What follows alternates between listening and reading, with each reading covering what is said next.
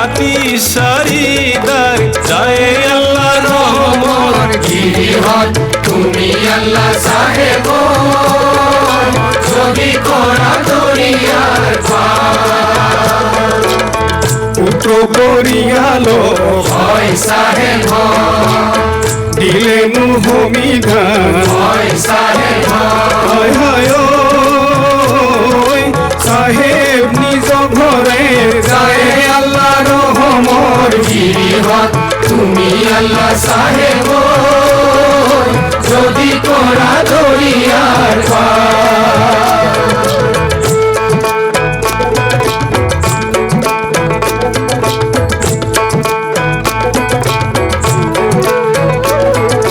খুকুর পারর বেলিয়া হয় সাহেব দুপর সাই ধরিয়া হয় সাহেব হায় হায় ওই সাহেব ভুকাল বলি উলাল আল্লাহ রহমত গিরিহত তুমি আল্লাহ সাহেব যদি করা দরিয়ার পার মাকে কুতাহি হয় সাহেব খিলা বাতিললে হয় সাহেব হায় হায় ওই আরু চন্দনরে ফুটে আল্লাহ রহমত গিরিহত তুমি আল্লাহ সাহেব যদি করা দরিয়ার পার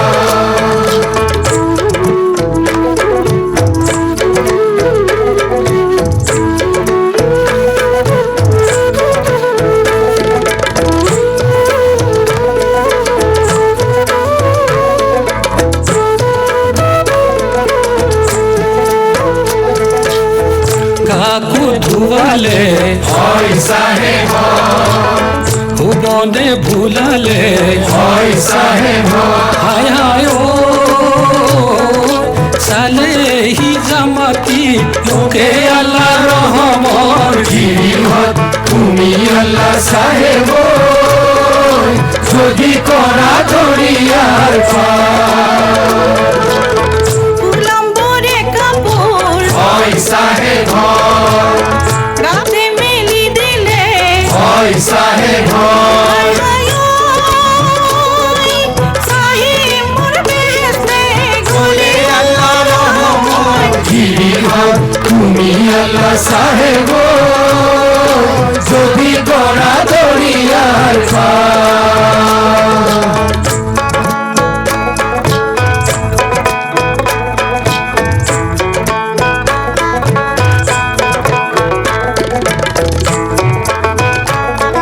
এই জিকিৰ গাঁও কাৰ্যসূচীটো মানে জিকিৰ আৰু জাৰি প্ৰতিযোগিতা আমি আগৰে পৰাই কৰি আহিছিলোঁ, কিন্তু জিকিৰ গাঁও কাৰ্যসূচীটো আমি যোৱা বছৰৰ পৰাই আৰম্ভ কৰিছোঁ।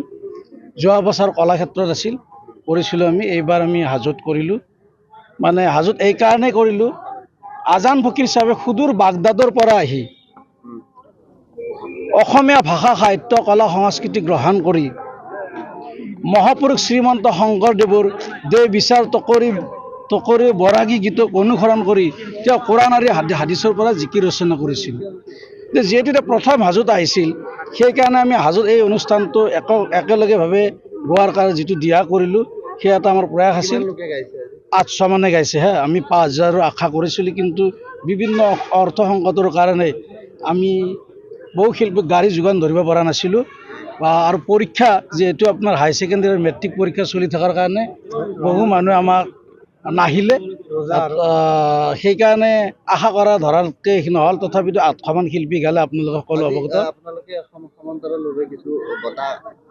আমি আজি চাওক, আজি মই নিজকে খুব গৌৰৱ অনুভৱ কৰিছোঁ যে হাজোৰ এই পবিত্ৰ ভূমিত দীপক কুমাৰ মেধি, যিজন ব্যক্তিয়ে জিকিৰ লোকগীত সকলোতে বাঁহী বজাই এক আলোড়নৰ সৃষ্টি কৰিছিল, আজি সেইজন ব্যক্তিক 2025 বৰ্ষৰ জিকিৰ সম্ৰাট ৰেকিবুদ্দিন আহমেদ বঁটা প্ৰদান কৰিবলৈ পাই আজি হাজোৰ পবিত্ৰ ভূমিত আমি অসম গৰিয়া পৰিষদে গৌৰৱ অনুভৱ কৰিছোঁ।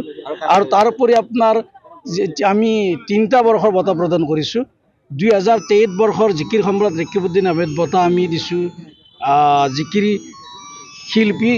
জিকিৰ জাৰি শিল্পী প্ৰথম শ্ৰেণীৰ শিল্পী হাফিজা বেগম চৌধুৰীক, আৰু আপোনাৰ 2024 বৰ্ষৰ বঁটা দিছোঁ আমি আজিমুদ্দিন আহমেদ ডাঙৰীয়াক আৰু আপোনাৰ 2025 বৰ্ষৰ বঁটা দিছোঁ বাঁহী বাদক দীপক কুমাৰ মেধিক। তেনেদৰে জাৰি গীতৰ স্ৰষ্টা দাৰা ফকীৰ চাহেব বঁটা আমি 2023 বৰ্ষৰ নুৰ মহম্মদ আলী ডাঙৰীয়াক প্ৰদান কৰিছোঁ।